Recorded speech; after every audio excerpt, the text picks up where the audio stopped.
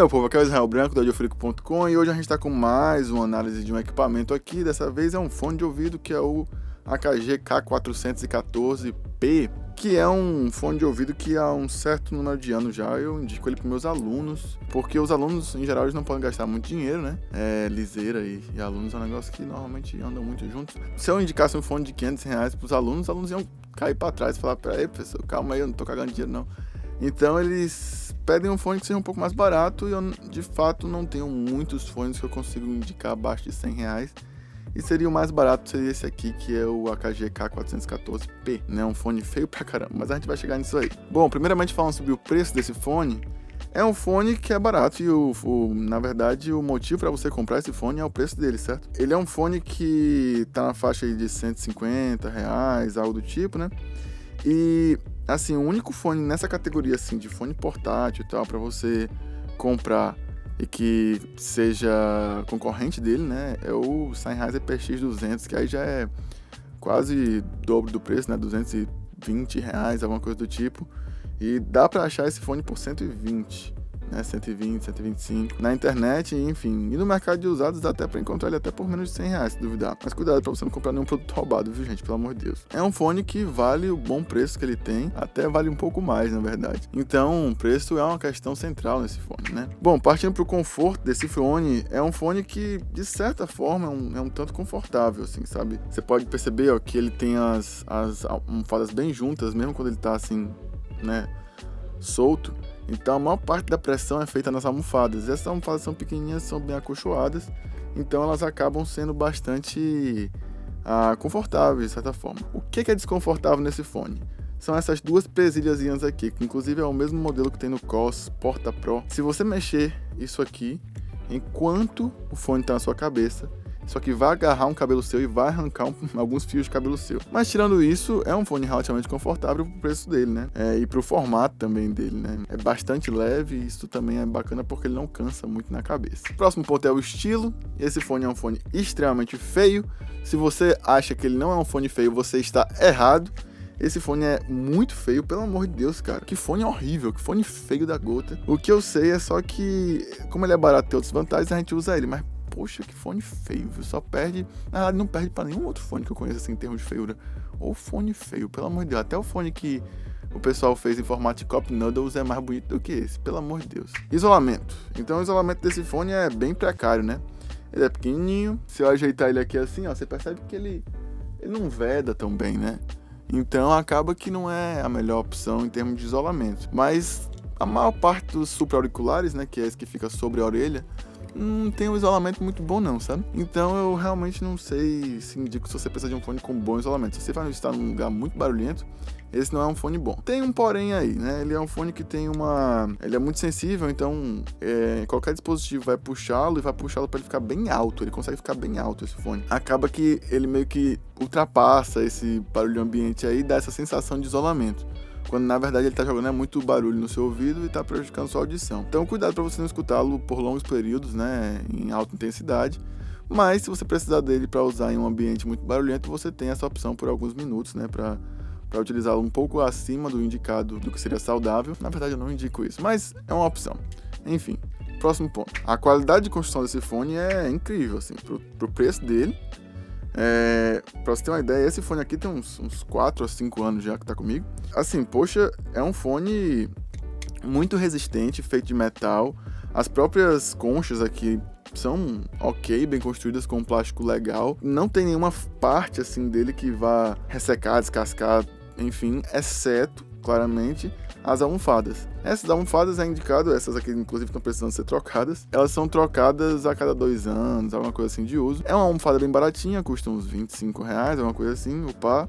Às vezes o frete é mais caro do que a própria almofada. O cabo dele é um cabo bastante bacana, na verdade. Ele tem tipo um pouco mais de 1 metro de comprimento, o que é uma boa distância, né, para maior parte das aplicações. Ele é um fone de ouvido que tem um conector em 45 graus. Não exatamente 45 graus, mas assim, não é um conector em L, né, em 90 graus. Eu não consigo virar 90 graus. Mas enfim, vocês entenderam? 90 graus.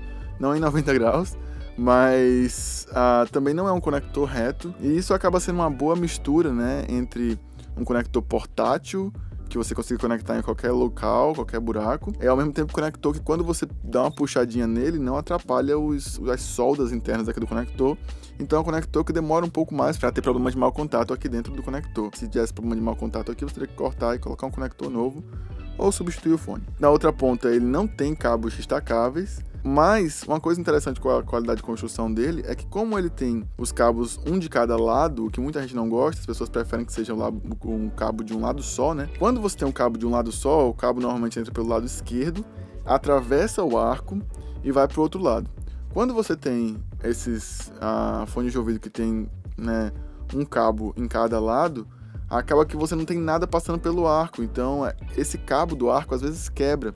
E é muito difícil de você consertar um cabo passando pelo arco dependendo do arco. Então, é bem bacana em termos de qualidade de construção. Esse cabo, ele é portátil, ele é leve, então ele cumpre o seu objetivo, que é justamente o próximo ponto, que é a portabilidade. Em termos de portabilidade, esse fone, poxa, não tenho nem o que falar, assim.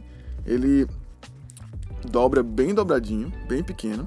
Dá até pra caber no bolso isso aqui, né? Você enrola corretamente. E por mais que seja um cabinho fininho assim, é bom enrolar corretamente. Ele vem com essa pequena case que você pode colocar dentro da case e levá-lo para qualquer canto. Na verdade não é uma case, né? É uma sacolinha. Essa sacolinha na verdade resolve mais o problema de nada arranhar as almofadas, que seriam o ponto frágil dele, né?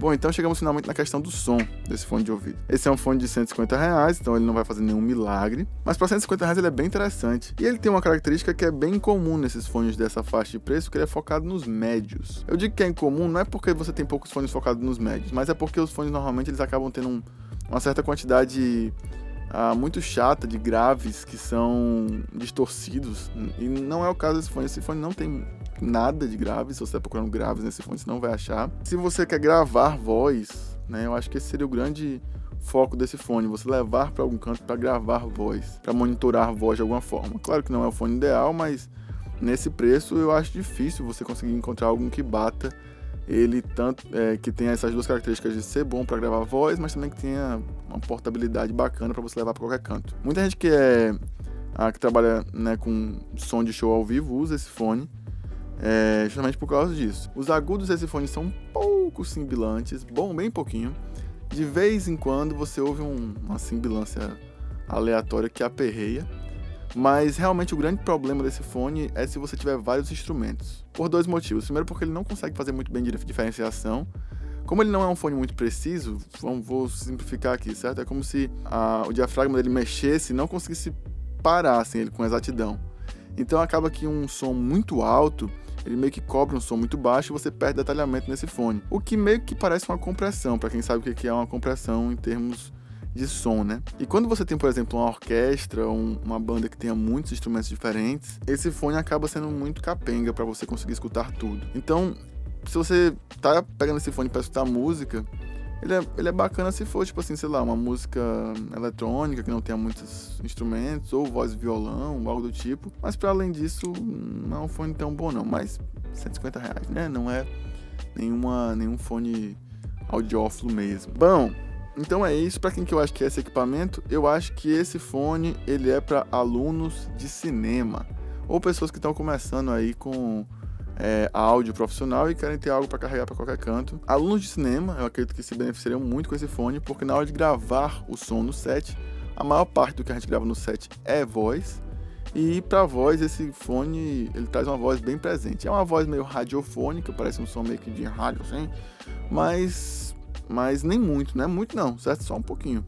Então esse tipo de ser humano aí que é o estudante de cinema, que precisa ser estudado de certa forma, vai se beneficiar bastante desse equipamento aqui. Então é isso. Se você tem alguma questão, bota aí nos comentários, né? Se eu souber responder, eu respondo.